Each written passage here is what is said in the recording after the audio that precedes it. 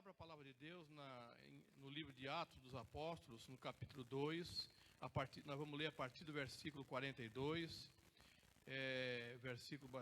texto bastante conhecido.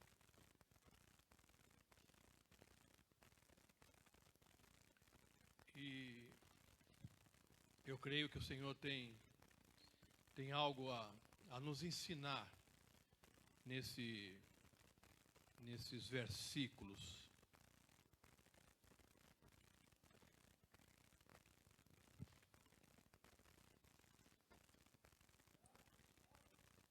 Atos, capítulo 2, versículo, a partir do 42, do 42 até o 47.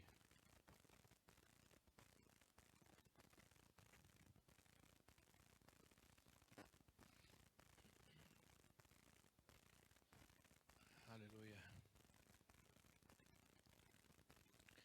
O texto diz assim, amados: eles se dedicavam ao ensino dos apóstolos e à comunhão, ao partir do pão e às orações. Todos estavam cheios de temor, e muitas maravilhas e sinais eram feitos pelos apóstolos. Os que criam mantinham-se unidos e tinham tudo em comum, vendendo suas propriedades e bens, distribuíam a cada um conforme a sua necessidade. Todos os dias continuavam a reunir-se no pátio do templo, partiam o pão em suas casas e junto participavam das refeições com alegria e sinceridade de coração, louvando a Deus e tendo a simpatia de todo o povo, e o Senhor lhes acrescentava diariamente os que iam sendo salvos. Pai querido, o Senhor já falou conosco nessa manhã, Senhor, através de tudo que foi realizado até aqui. Te pedimos agora que o Senhor fale conosco através da Tua palavra, Pai. Ministra aos nossos corações, nos ensina, nos instrua, nos corrija, Pai. Ó Deus, a Tua palavra é vida, a Tua palavra é luz, é lâmpada para os nossos pés, é direção para nossas vidas, Pai. Que Teu Espírito nos dirija e nos conduza, em nome de Jesus, amém. Pode sentar, irmãos. Antes de entrar nesse texto, eu queria um breve contexto. Esse é o momento inicial da igreja.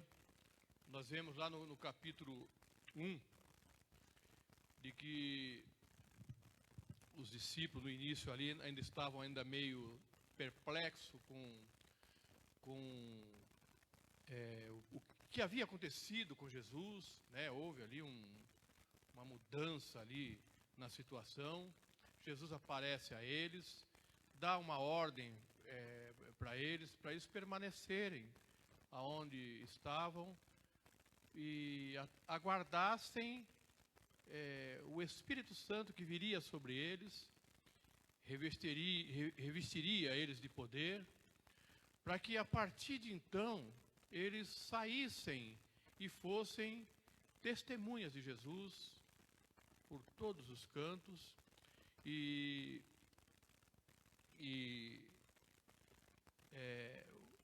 Na verdade, o Espírito Santo, depois a gente aprendemos que ele vem,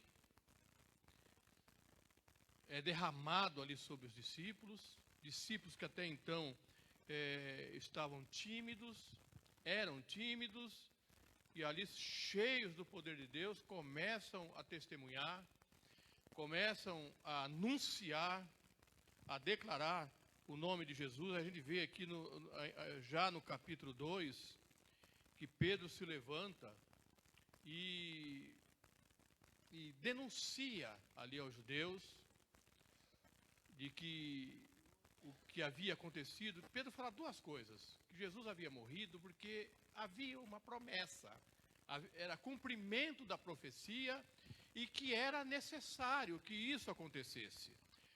Mas Pedro não isenta aquele povo. Ele diz que o que havia sido feito tinha sido feito por uma geração perversa, por perversidade fizeram o que fizeram com Jesus, né? Então, ele coloca isso em duas perspectivas. Uma era a profecia. Mas não é o fato que era uma profecia e que havia de se cumprir que inocentaria aqueles judeus. E quando Pedro traz essa palavra, a Bíblia diz que aqueles homens eles se compungiram em seus corações e perguntam ali a Pedro e àqueles que ali estavam ali o que deveria ser feito. E Pedro fala para eles que havia necessidade deles se arrependerem do que haviam feito, né? E eles perguntam no 37, quando ouviram isso, ficaram aflitos em seu coração e perguntaram a Pedro e aos seus apóstolos, irmãos, o que faremos? E Pedro respondeu, arrependam-se e cada um de vocês seja batizado em nome de Jesus Cristo para perdão dos seus pecados e recebam o dom do Espírito Santo, pois a promessa é para vocês, para os seus filhos e para todos que estão longe, para todos quanto o Senhor nosso Deus chamar. Portanto, aqui um parênteses, essa promessa é para você, meu irmão. Essa promessa é para a igreja hoje, né? Não foi só para aquele momento. E no 40 diz, e com muitas outras palavras os advertia e insistia com eles, salvem-se dessa geração corrompida. E os que aceitaram a mensagem foram batizados, e naquele dia houve um acréscimo de cerca de 3.000 pessoas. Aqui quando fala que houve um acréscimo de cerca de 3.000 pessoas, isso nos mostra que às vezes as pessoas acham que aqui, no versículo 42, é quando a igreja se inicia. Na verdade, não. A igreja se inicia com esses 120 que está aqui no versículo 15. Naquele dia, Pedro levantou-se entre os irmãos, um grupo de 120 pessoas. Esse grupo que estavam em obediência, que Deus pediu que eles aguardassem, eles estavam reunidos, unânimes, juntos, aguardando a descida do Espírito Santo. O Espírito Santo vem sobre esses, e esses começam a anunciar a Jesus. Por isso aqui no 40 diz que naquele dia foi agregado, foi acrescido. Então foi acrescido ao que já existia. Então foi acrescido 3.000 almas à igreja que já havia se iniciado com 120 pessoas. E aí Lucas, Dr. Lucas, coloca aqui no 42 como eram esses irmãos, como essa igreja vivia, qual era a conduta deles. Então, há um motivo, né? Há um motivo porque Lucas escreve isso. Olha, amado, hoje as igrejas são fundadas, são estabelecidas, baseadas em outras igrejas. Amém? Por exemplo, lá no Salva Mais Um. Está lá o pastor Marcelo com aqueles irmãos que estão lá, com aquela igreja que está sendo estabelecida lá, e tem como referência a igreja aqui do Taboão, que teve como referência a igreja de Pinheiros. E assim sucessivamente. Então, há as referências. Mas nesse momento aqui, não há referência. A única referência que esses irmãos tinham era Jesus. Era a ordem de Jesus e a direção do Espírito Santo. O Espírito Santo traz a unção sobre esses irmãos e a igreja se inicia. Sem vícios. Sem vícios. Sem interferência humana. E vejam, amados, essa igreja, ela tinha também dificuldades. Nós lemos aqui, no decorrer aqui, por exemplo, Ananias e Safira, que roeram a corda ali, que destoaram do coração dos outros. E a palavra de Deus diz o que acontece a eles, e o que aconteceu a eles traz grande temor à igreja.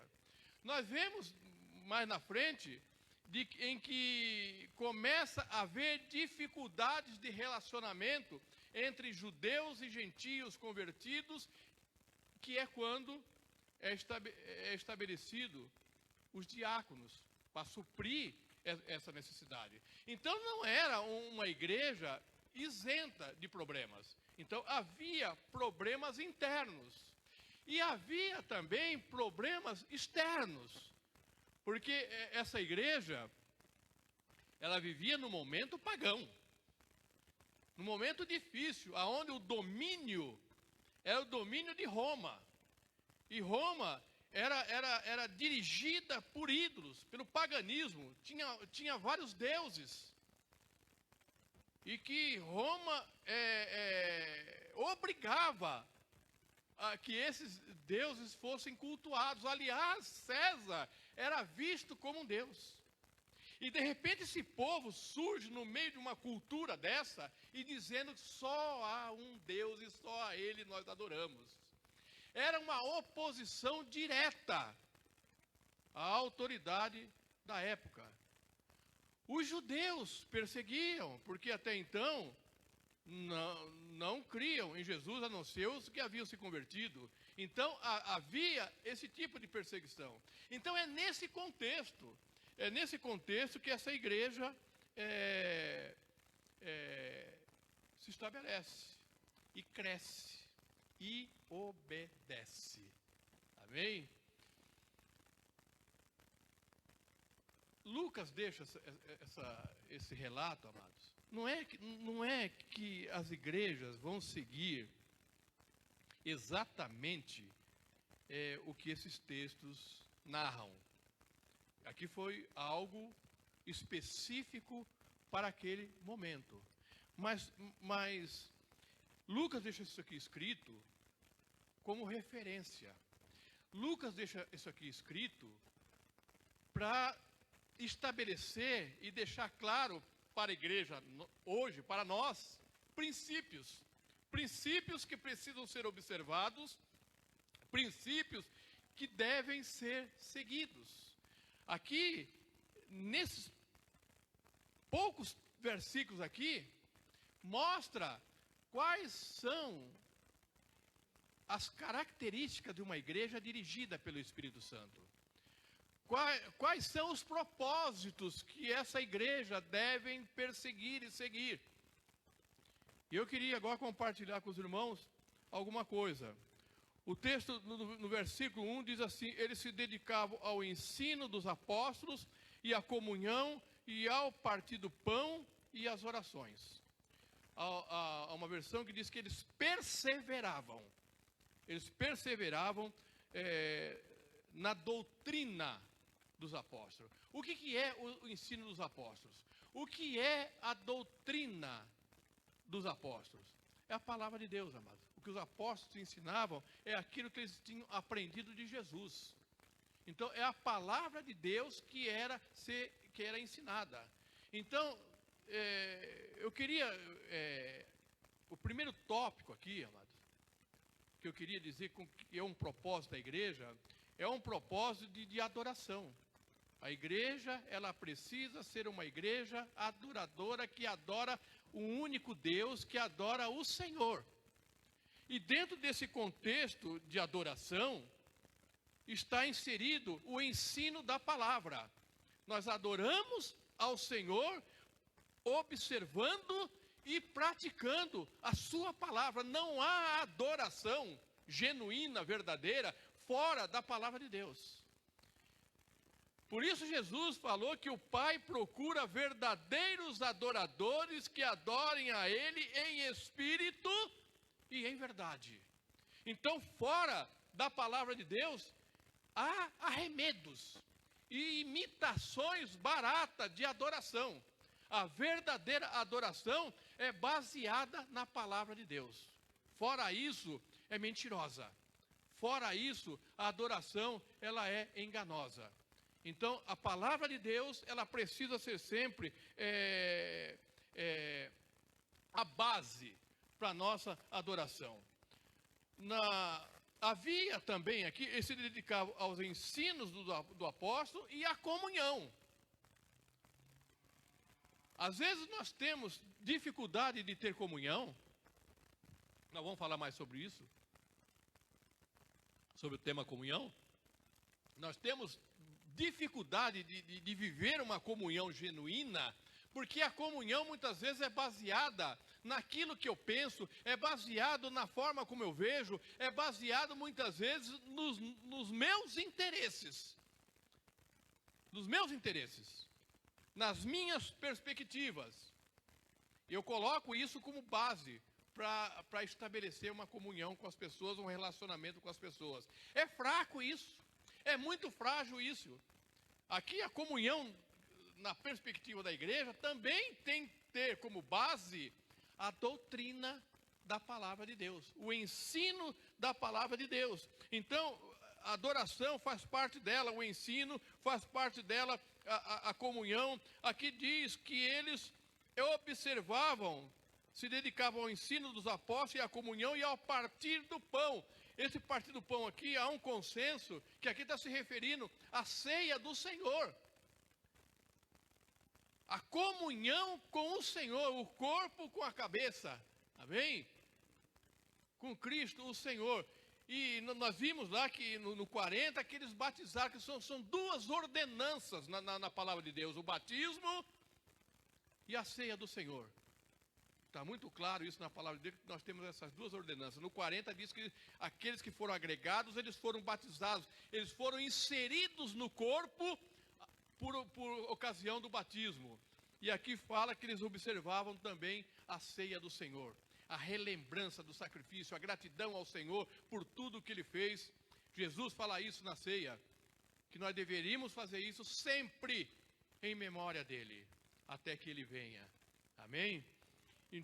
Então, o ensino, tudo isso faz parte da adoração, né? E no 43 diz que todos estavam cheios de temor. Amados, não há possibilidade de eu ter uma genuína adoração ao Senhor se o meu coração não estiver cheio de temor a Ele. E essa palavra temor, amados, hoje ela tem sido banalizada. As pessoas hoje, porque é assim, mas se eu temer, não é medo. Esse temor aqui, amado, está relacionado à reverência, a respeito, a entender e compreender que eu sirvo alguém que é superior a mim, é um soberano. É o soberano Senhor. E quando eu chego diante desse Senhor, eu preciso chegar com essa reverência. Essa igreja aqui tinha essa reverência. Aqui todos estavam cheios de temor. Amado, nós vivemos hoje dias que esse temor foi esquecido. As pessoas hoje fazem anedotas com textos bíblicos. As pessoas fazem, e muitas vezes que se dizem cristãos, fazem anedotas com o sagrado, com aquilo que é santo, porque perdeu-se a noção do que é santo e do que é profano. E essa igreja aqui, ela tinha exata dimensão do que é santo e da soberania é de Deus. Então, amado, nesse contexto de adoração, o ensino da palavra, a comunhão, a observância das ordenanças e o temor ao Senhor. Então, eu diria aqui que é o primeiro propósito de nós como igreja. Segundo propósito, o serviço, o ministério. Então a igreja, ela precisa ter como característica uma igreja que serve. Uma igreja que ministra. Ministrar e servir são palavras que se confundem. É a mesma coisa. É a mesma coisa. Então é uma igreja que tem... no nosso contexto evangélico, quando fala ministrar e servir, a gente já pensa em ser diácono, em estar no ministério de louvor, em estar pregando aqui, estar em algum ministério estabelecido na igreja, também é. Também é. Agora, todos esses ministérios não são mais importantes. Essa estrutura ministerial, ela não é mais importante do que as pessoas, do que as vidas. Então, quando eu digo que o propósito da igreja é servir, é ministrar a pessoas, é servir a pessoas. Tudo isso aqui, todos esses ministérios estruturais devem ter como objetivo alcançar e servir, ministrar a pessoas. A igreja, ela precisa ser uma igreja que ela precisa estar sensível às necessidades das pessoas, sejam elas físicas, emocionais, espirituais. Nós não somos ilhas. Nós fomos chamados para servir um ao outro. Nós identificamos isso aqui nessa igreja aqui. Na igreja de Atos. Naquele momento ali, dá a entender que quando o irmão tinha necessidade, o outro até vendia o que tinha para ajudar. Eles se preocupavam com as necessidades daqueles que estavam à sua volta. Quando aqui diz que eles iam no templo e se reuniam nas casas, eram reuniões para adoração, mas eram reuniões para serviço também. Se serviam um ao outro, ministravam um ao outro. Ministrar é amar o próximo. Servir é amar o irmão. Todo o serviço no reino está relacionado a servir e a ministrar. Por isso, lá em Efésios, capítulo 4, 12, lá fala que o próprio Jesus separou apóstolos, evangelistas, pastores, mestres. E lá fala que eles foram levantados com o fim de preparar os santos para a obra do ministério, para que o corpo de Cristo seja edificado.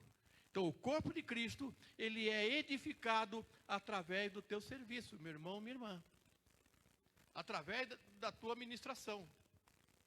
Através do teu compromisso, do teu envolvimento com esse corpo. Então, cada um de nós, nós não somos aqui assistentes, como o pastor pregou esse dia aqui, usuários da igreja. Nós somos igreja. Nós somos igreja. Não somos isoladamente. E fazemos parte de um corpo. E esse corpo é edificado através da ministração de cada um e através do serviço de cada um. Amém? Um outro propósito que deixa claro que deve ser um propósito da igreja é o evangelizar. O anunciar Jesus. Anunciar o que Pedro fez aqui, anunciar às pessoas a necessidade de arrependimento. No nosso dia a dia, amado. Quando Jesus, na grande comissão, fala, ide por todo mundo, os teólogos dizem que a melhor tradução desse ide e ensinai, diz que a melhor tradução do grego é indo e ensinando e fazendo discípulos. Então, ou seja, aonde eu estiver, aonde eu for, eu vou indo e vou ensinando. Eu vou indo e vou anunciando Jesus. Eu vou indo e fazendo discípulos. Ensinando a guardar tudo aquilo que o Pai tem nos ensinado. Agora, Jesus fala aos discípulos, vocês permaneçam, fiquem em Jerusalém, não se ausentem daí, até que do alto vocês sejam revestidos de poder, e vocês serão minha testemunha, na Judéia, em Jerusalém, em Samaria, até os confins da terra, serão minhas testemunhas. Então, amada, a evangelização é com palavras, A evangelização é com anúncio, anunciando, falando, pregando, mas a evangelização é sobretudo com testemunho de vida. Que muitas vezes as pessoas não se convertem, não vêm a Jesus, porque nós falamos, nós pregamos, mas as pessoas não veem em nós aquilo que a gente prega. As pessoas não enxergam em nós aquilo que nós anunciamos, aquilo que nós falamos. Aí a nossa pregação é falsa. O nosso evangelismo é incipiente, é inócuo, não produz nada, é estéril, porque não combina. Falta harmonia naquilo que eu falo e naquilo que eu vivo. Jesus falou, vocês serão minhas testemunhas. Então, amado, o evangelizar, o anunciar Jesus, precisa acontecer primeiro em mim. Primeiro em mim. Viver uma vida de testemunho. As nossas palavras falam, a nossa pregação fala, mas as pessoas estão nos observando. Hoje nós nos escondemos atrás de uma frase muito usada, olhe para Jesus. Não é? Não olhe para mim. Não olhe para homens. Amado, nós precisamos abolir essa frase do nosso repertório. Porque as pessoas vão olhar para nós sim. Paulo disse o seguinte, sede meus imitadores como eu sou de Cristo. Será que nós temos a ousadia de falar isso? Será que nós temos a confiança de dizer isso às pessoas, sede meus imitadores como eu sou de Cristo? E as pessoas não rirem de nós? Então não diga mais, não olhe para mim. Porque as pessoas vão olhar. Claro que nós temos que olhar para Jesus. Mas, amados, Jesus é apresentado às pessoas hoje através das nossas vidas. Através do nosso comportamento. Através da nossa atitude. Através das nossas ações e reações. É que as pessoas veem, ou não, a presença de Jesus em nossas vidas. Essa igreja aqui, amado, apesar da perseguição, as pessoas olhavam para esse povo aqui e diziam, sabe de uma coisa? Tem algo diferente nessa igreja. Tem algo diferente nessa igreja. O comportamento deles é diferente. Aonde eles estão, eles fazem a diferença. E eu quero fazer parte desse povo. Eu quero estar perto deles. Eu quero ouvi-los. Eu quero aprender com eles.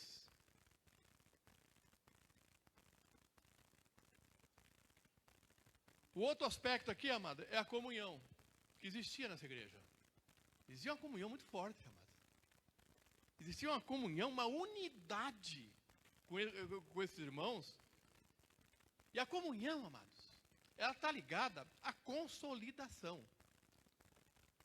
Muitas vezes, amadas, as pessoas vêm aqui, participam do culto, gostam até da igreja. Mas elas ficam isoladas por aí.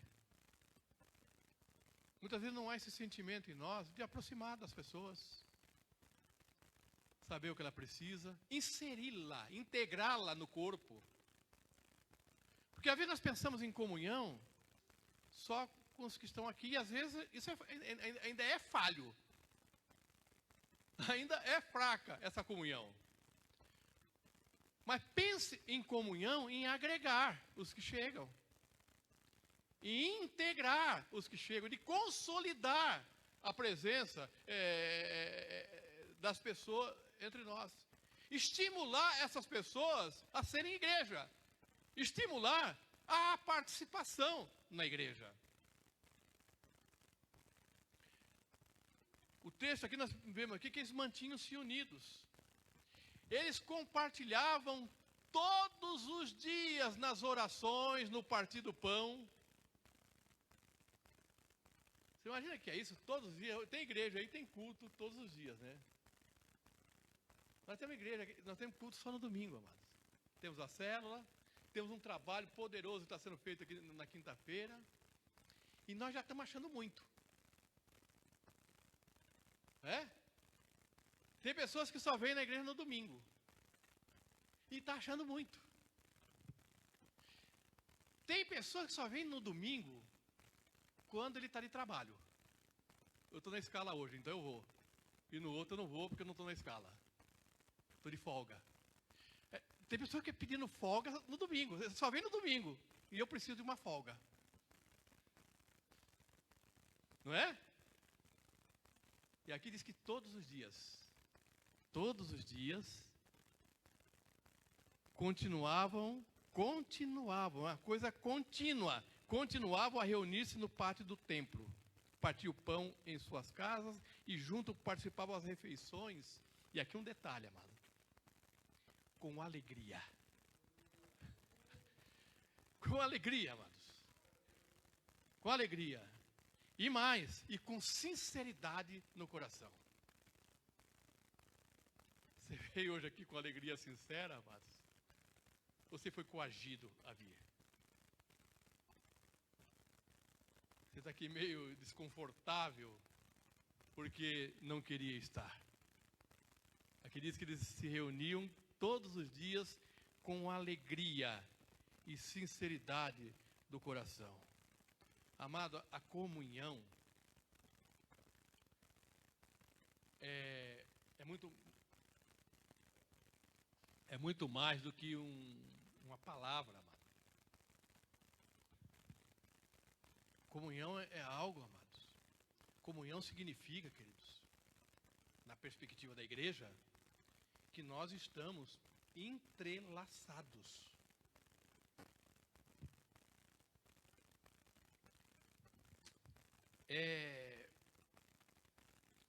No curso de casais, há uma lição que é uma só carne, que fala da unidade do marido e a mulher. E nós fazemos uma dinâmica lá, onde nós entregamos uma massinha verde para o marido, por exemplo, uma amarela para a mulher, depois eles partem e dão um pedaço para cada um, o marido fica com uma verde e uma amarela e a mulher idem. Aí a gente pede para que eles amassem. E aí depois a gente fala, agora tenta dividir e deixar só verde e amarelo, porque eles vão amassar o verde com o amarelo, vai se tornar uma cor só, se torna um. É essa a ideia, se torna um, e depois que se torna um, não tem como mais separar.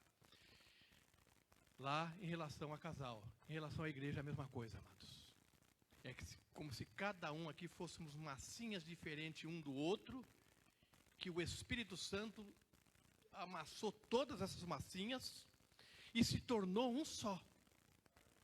E se tornou um só. Pessoas diferentes, distintas um do outro. E essa é a beleza do Evangelho, essa é a beleza de vida em igreja, que o Senhor estabeleceu. Fazemos parte de um corpo. Amados, a comunhão com a igreja é a nossa identificação com o corpo de Cristo. Quando eu aceito, quando eu reconheço e entendo que eu preciso estar em comunhão com a igreja, em comunhão com os meus irmãos, desejar isso, perseguir isso, com alegria, com sinceridade no coração, eu estou me identificando e reconhecendo que eu faço parte desse corpo. Então, amados, nós vivemos hoje num momento para a glória de Deus, pós-pandemia, amém? Mas tem muita gente acomodada no online. Está gostoso. Sentado no sofá, com a garrafinha de café.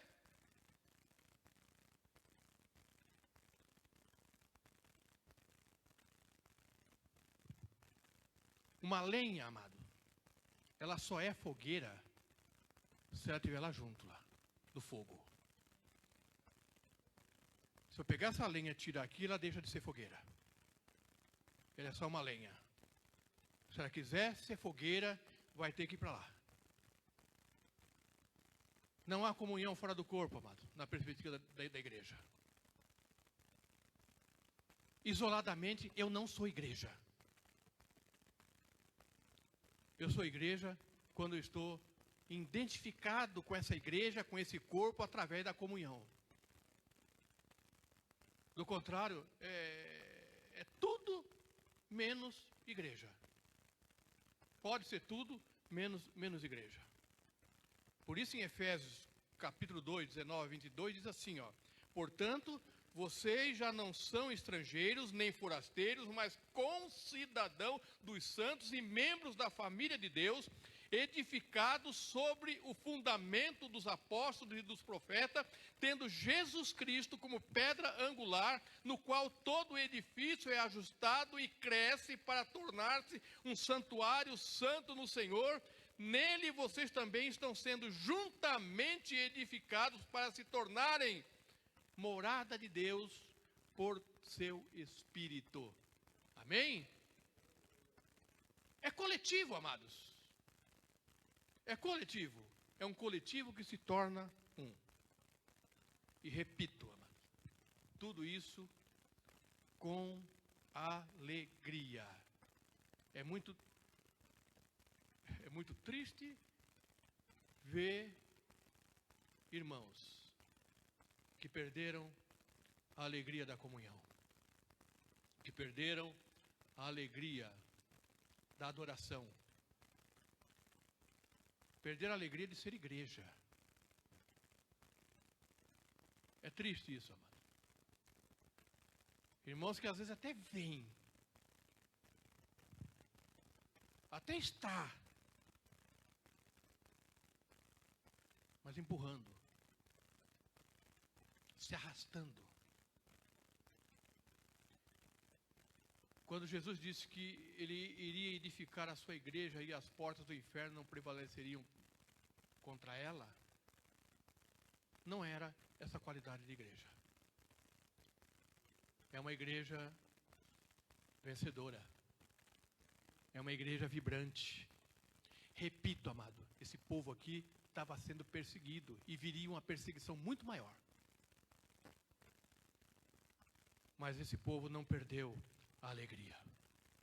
Por isso Lucas deixou aqui como referência. Nós estamos hoje sofrendo, sim, oposições. Nós estamos num momento difícil. E é exatamente nesse momento que a igreja precisa se unir em torno de Jesus, em torno da sua palavra.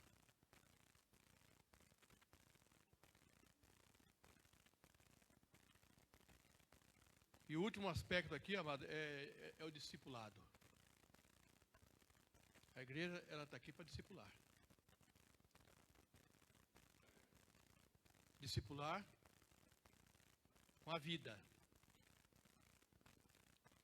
Discipular com o ensino, mas discipular, sobretudo, com a vida, com testemunho. Repito as palavras de Paulo: sede meus imitadores.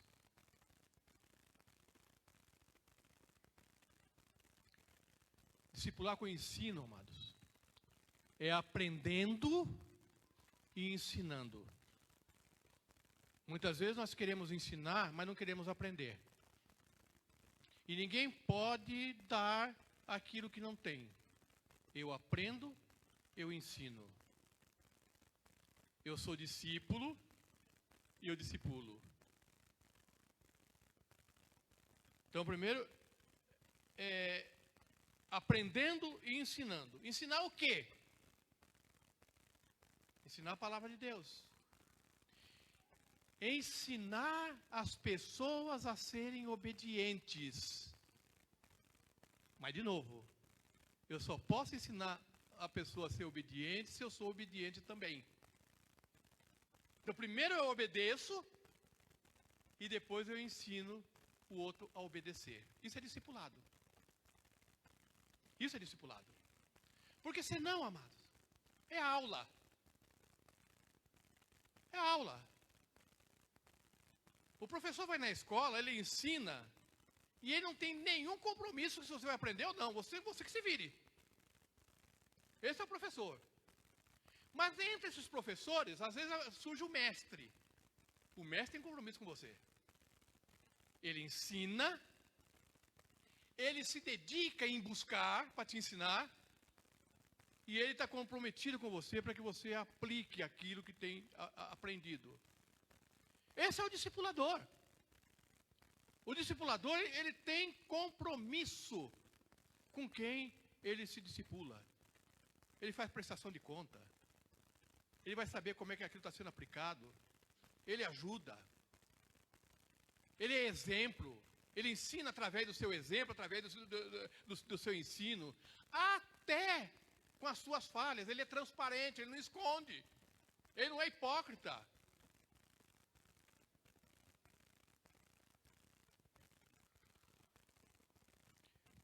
Essa questão de obedecer, amados. Sabe quem é o nosso maior exemplo?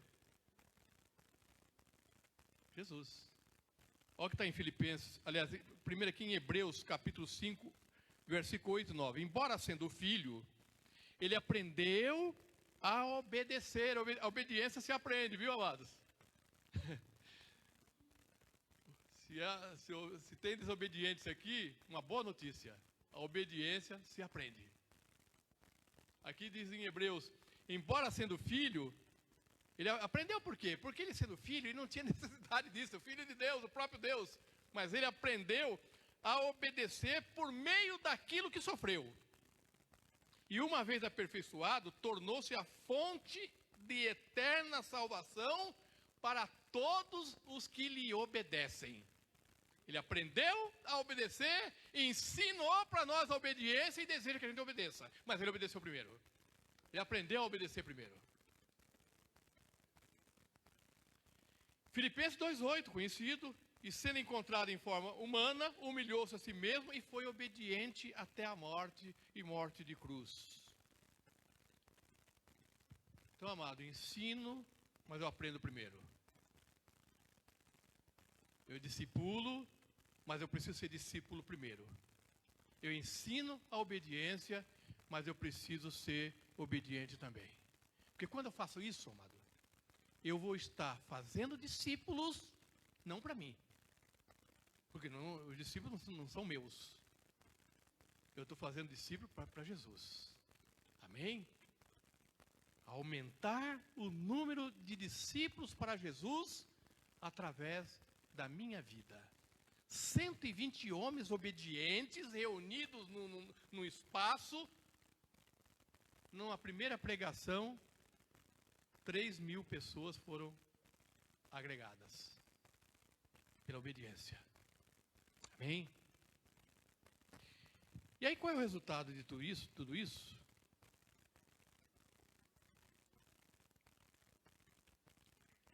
Eles partiam o pão em suas casas, juntos participavam das refeições com alegria e sinceridade de coração, louvando a Deus e tendo a simpatia do povo. Apesar de todas as oposições que tinham na época, perseguições, por causa da idolatria vigente na época, mas até os idólatras, até os pagãos, quando olhava aquilo, não. Lá tem coisa que aqui não acontece. Eles vivem coisa que eu não vivo. O Deus deles eu acho que é vivo mesmo. Eu acho que é melhor do que os nossos deuses aqui, os nossos ídolos. Porque lá a coisa acontece. Lá as coisas são diferentes. Algo diferente tem naquele povo.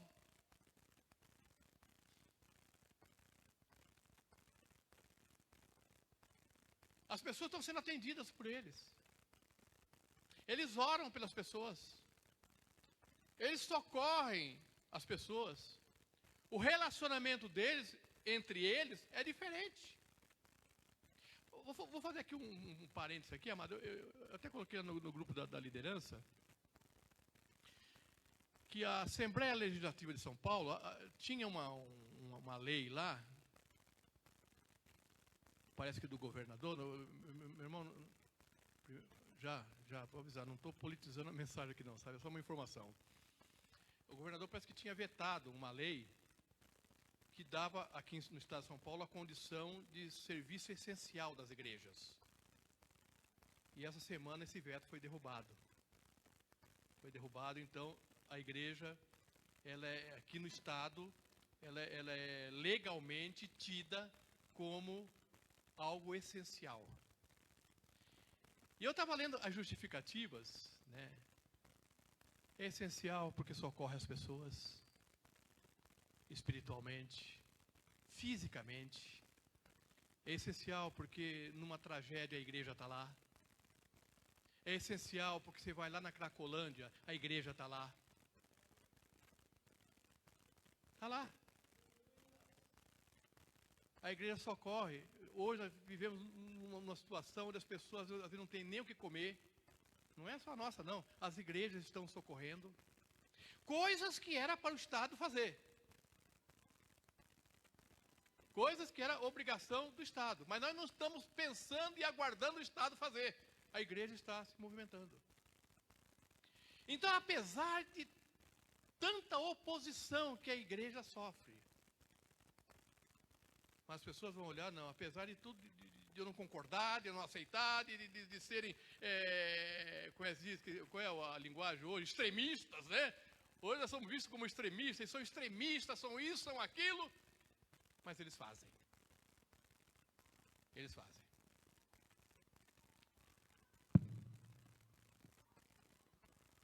Caía na simpatia de todo o povo.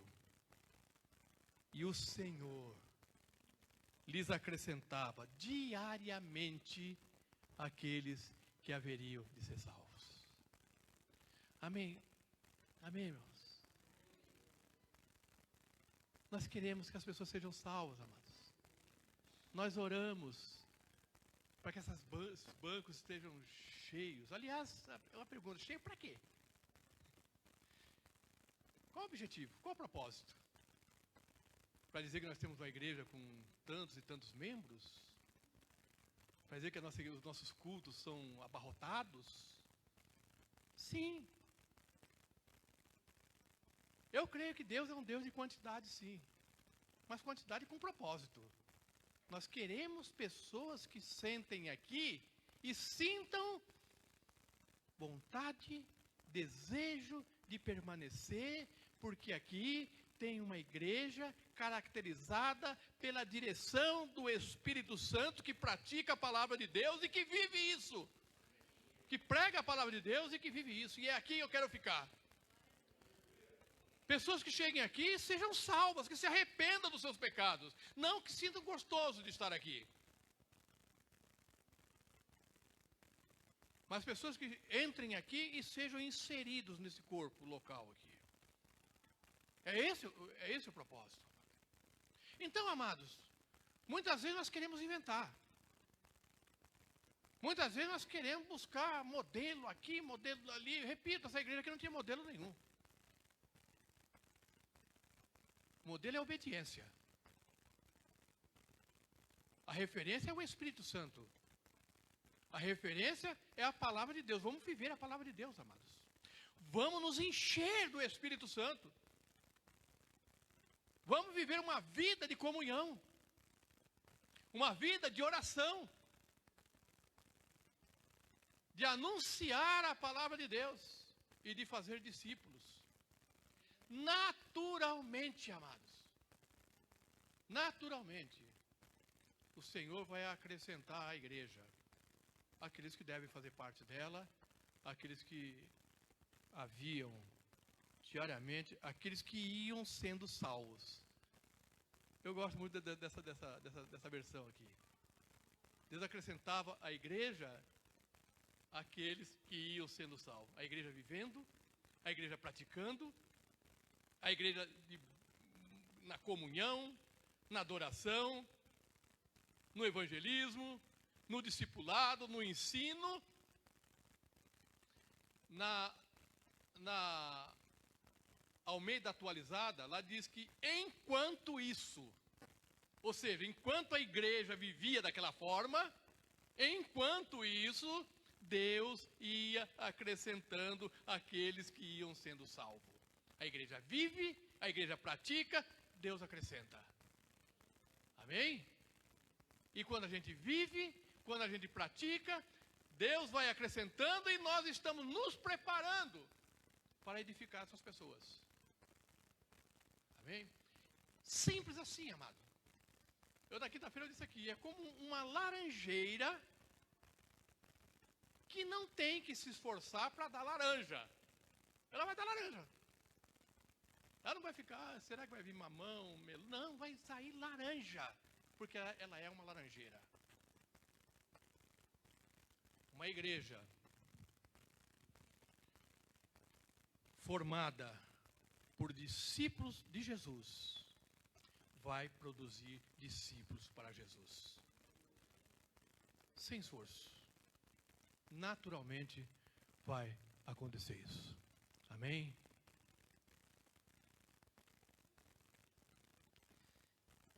Irmão, são tantas aplicações aqui que não dá para... Nem sei por onde começar.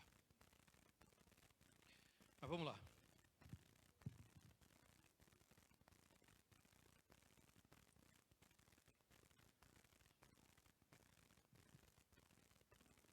Meio-dia. A Lori já riu, ela já entendeu. Com a máscara eu vi você rindo, viu? Amém.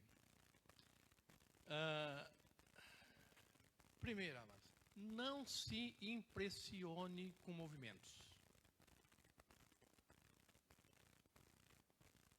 Tem muita gente, amados, correndo para um lado e do outro, atrás de novidade. Qual é a novidade da hora? Né? Qual é o movimento que está bombando? É a linguagem usada hoje aí, né? E ele não cria raízes. Ele fica aqui, daqui a pouco ele fica ouvindo que tal lugar lá está explodindo. Aí ele vai para lá. Aí depois surge um outro que explode mais ainda. Aí ele vai para lá. Não cria raízes. Então, não fique impressionado com movimentos. Não fique, sabe? Deixa. Tenha convicção aonde o Senhor te plantou. Seja frutífero aonde o Senhor te colocou. Eu vou falar isso aqui, amado. Eu sei que tem muita gente aí em casa assistindo pelos canais aí. Isso tem sido uma bênção, tem alcançado pessoas. Mas, aliás, é esse o propósito. Nós continuamos com o online para alcançar pessoas que talvez nem sabem onde fica essa igreja aqui. Mas se você é desse corpo aqui, não se conforme com o online. Não se conforme, não fique aí confortável no online. Venha estar juntos, amados. Nós temos poucos dias.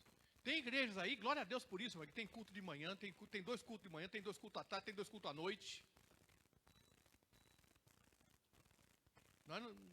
Eu até gostaria que um dia tivesse. Mas hoje não temos, são poucos. Venha estar junto com os irmãos. Peça para o Senhor renovar a sua alegria.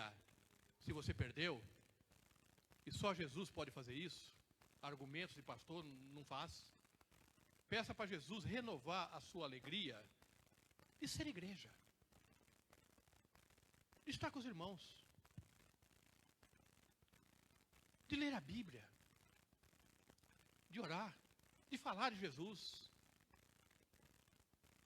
E assim, amado, nós vamos nos envolvendo com tantas coisas, sem perceber, a gente perdeu essa alegria. Davi faz essa oração: me devolve, Senhor, a alegria da salvação. Se você perdeu essa alegria, pega como modelo a oração de Davi. Senhor, me devolve a alegria de ser igreja. De ser igreja, amado. Não é de estar na igreja, é de ser igreja. É esse o problema. Hoje é domingo, é dia de eu ir à igreja. Não. Hoje é domingo, eu sou igreja domingo, eu sou igreja segunda, eu sou terça, eu sou quarta. Hoje eu vou estar junto com a igreja, lá na Assis Chateaubriand 369. Vou lá prestar o meu culto. Ser igreja, amado. Que Deus restaure, que renove essa alegria de ser igreja. E que a gente tenha, amados, esses princípios nessa igreja que o Dr. Lucas deixou aqui descrito no livro de Atos, como exemplo, como modelo, como princípios a ser seguido por nós como igreja, em nome de Jesus. Sabe o que vai acontecer? E o Senhor lhes acrescentava diariamente aqueles que iam sendo salvos. Você deseja isso? Amém. O Senhor aplica essa palavra em nossos corações. Amém? Enquanto o louvor se ajeita, eu peço, eu acho que às vezes eu complico, não sei, talvez não, espero que não. Eu não sei escolher louvor condizente, eu tenho dificuldade para isso, e às vezes eu coloco o louvor na fogueira aí, né? Que eles querem colocar um louvor compatível, né? E tem que escolher na hora. Mas glória a Deus que Deus capacita esses amados, né? Glória a Deus. Vamos ser igreja, irmãos? Amém? Vamos cumprir os propósitos do Senhor aqui na terra? Vamos viver essa coisa de ser igreja, né? Coisa no bom sentido, né? Com alegria, com sinceridade de coração. O Pai procura esses, meu amado, verdadeiros adoradores que adorem o Pai em espírito e em verdade. Parafraseando isso, ou ampliando isso, o Pai procura verdadeiros adoradores que sejam igrejas, que sejam discípulos, que sejam obedientes, em espírito e em verdade. Amém? Pai querido, em nome de Jesus, apresentamos a Ti, Senhor, essa palavra ministrada, que ela caia numa terra fértil, que o exemplo, Senhor, desses irmãos, descrito aqui por Lucas, sirvam, Pai, é a Tua palavra, de exemplo, de princípios a ser seguidos por nós, Pai. Não queremos, Pai, ser simplesmente usuários da igreja, transitando nos domingos, nas quinta-feiras, sem que haja em nosso coração o estímulo, o desejo de participação, de entender que nós fazemos parte desse corpo, Pai. Pai, que a gente venha se identificar nesse corpo através da comunhão com os meus irmãos, Pai. Que o Teu Espírito venha fazer essa amálgama, essa mistura de cada um de nós diferente um do outro, mas que o Espírito Santo se encarrega de fazer essa mistura, Pai, e nos transformar em corpo de Cristo nessa igreja local, para louvor da Tua glória, Pai. E a Tua palavra diz que a cada dia o Senhor acrescentará aqueles que vão sendo salvos, Pai. Que a gente possa viver essa verdade, Pai. Que a gente possa viver esses princípios, Pai. E, Senhor, e que assim, ó Deus, a igreja seja vista, a igreja seja reconhecida, Pai. Caia na simpatia do povo, Pai. E através da Tua igreja, o Teu nome seja exaltado e o Teu nome seja glorificado. Em nome de Jesus. Amém, Pai. Adore. Louve ao Senhor, irmãos, com gratidão, com alegria e sinceridade de coração.